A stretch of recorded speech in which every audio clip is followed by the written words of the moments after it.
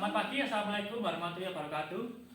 Jadi di sini saya dan rekan saya akan menjelaskan tentang informasi akuntansi diferensial. Dalam hal ini adalah keputusan perusahaan dalam menjual atau memproses kembali sebuah produk. Ini adalah kami, jadi yang pertama ada saya sendiri, Nova Ramadan. Dan saya, Ryan Kirampadana. Untuk materi selanjutnya akan disampaikan oleh Mas Gilang. Oke, kita akan memasuki untuk lebih dalam ke proses untuk menjual atau akan memproses lebih lanjut. Jadi, ini tuh dapat dicontohkan seperti ini. Dalam kasus kita, nanti kita akan menjelaskan lebih baik susu itu diproduksi agar menjadi yogurt atau lebih baik dijual dalam bentuk susu saja. Kemudian, dalam proses jual ini juga ada beberapa indikator yang mempengaruhi akan dijual dulu atau lebih baik diproses dulu, yaitu biaya tambahan, biaya terhindarkan, dan biaya keselamatan.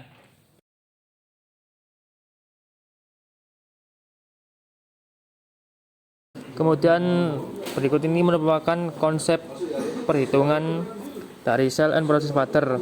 Tadi melalui perhitungan itu jika A positif, kita lebih baik memilih alternatif memproses lebih lanjut.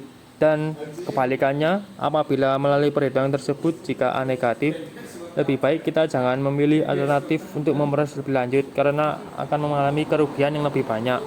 Dalam contoh soal ini, saya menggunakan sebuah perusahaan yang memproduksi susu sapi murni, yang dimana itu susu sapi produk mereka itu dijual dengan harga 10.000 untuk setiap satuannya atau setiap piece. Dengan rincian biaya penuhnya itu sebagai berikut, bisa dicermati ya.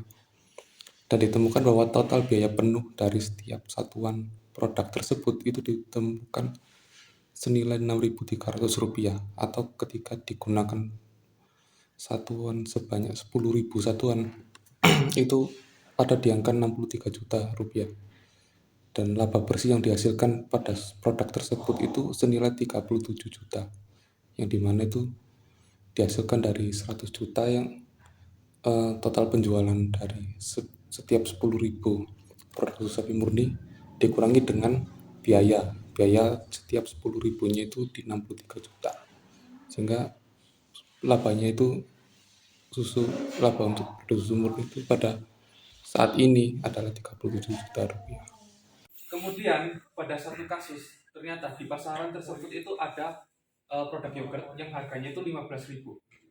Jika susu sapi murni tersebut kita olah menjadi sebuah produk yogurt yang harganya 15.000, ada selisih 5.000, yang dimana itu adalah pendapatan diferensial. Itu adalah pendapatan dari selisih dari produk yang belum kita olah sebelumnya menjadi produk yang lebih baru. Di sini perusahaan akan menghitung sebagai keputusan menjual atau memproses lebih lanjut dari produk yang awalnya merupakan susu sapi murni menjadi yogurt.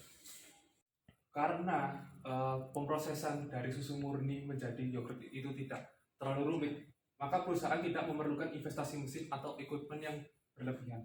Tapi mereka itu tetap saja membutuhkan biaya yang disebut sebagai biaya diferensial sebesar 5.000 per satuan produknya.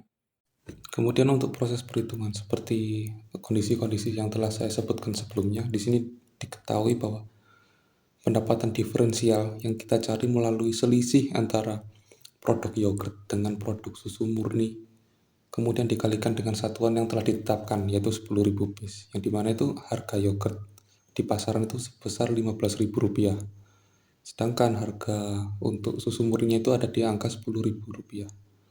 Kemudian jika dikalikan dengan 10.000 satuannya, sehingga setiap 10.000 satuan ini mendapatkan pendapatan diferensial sebesar 50 juta. Kemudian biaya diferensialnya itu juga sudah saya sebutkan tadi, itu untuk per satuan itu membutuhkan Rp5.000. Jika dikalikan dengan 10.000 satuannya, itu biaya diferensialnya ditemukan sebesar 50 juta. Sehingga laba diferensial yang dimana itu adalah selisih dari pendapatan diferensial dikurangi dengan biaya diferensial itu menghasilkan angka 0 rupiah. Artinya apa? Artinya perusahaan ini tidak layak untuk memproses lebih lanjut produk susu murni mereka dengan kondisi-kondisi yang seperti sebelumnya, karena mereka tidak akan mendapatkan keuntungan, tidak untung dan tidak rugi, yaitu sebesar 0 rupiah, jadi impas. Sehingga menurut saya ini tidak layak. Mungkin ketika perusahaan ingin memproses lebih lanjut produk mereka menjadi yogurt, itu bisa dengan mendapatkan keuntungan dengan cara apa? Ada dua cara. Yang pertama adalah harganya ditingkatkan, jadi tidak 15.000 di atas itu.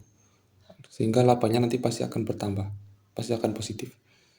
Kemudian yang kedua adalah menekan biaya diferensial yang berdasarkan perhitungan itu membutuhkan 5.000 untuk setiap piece-nya. Jadi ditekan lagi, lebih efisien lagi, sehingga biayanya itu lebih rendah lagi. Sehingga dengan biaya diferensial yang lebih rendah dan harga yang cenderung tetap, yaitu di 15.000, laba diferensialnya pasti akan bertambah.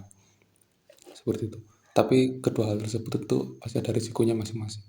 Seperti kenaikan harga pada produk yogurt akan membuat produk mereka itu akan kalah di pasaran, karena di pasaran itu normalnya harganya 15.000 untuk per piece-nya. Kemudian dengan penekanan biaya diferensial yang terlalu berlebihan akan menyebabkan penurunan kualitas dari produk yogurt mereka. Pada akhirnya kalau kalah kualitas dengan harga yang sama di pasaran, logikanya pasti mereka akan kalah saing juga. Jadi ya mungkin kurang direkomendasikan. Jadi perlu adanya perhitungan lebih lanjut tentang keputusan ini. Sekian dan terima kasih. Mohon maaf apabila ada salah karena kita bukan makhluk yang sempurna. Wassalamualaikum warahmatullahi wabarakatuh. Waalaikumsalam warahmatullahi wabarakatuh.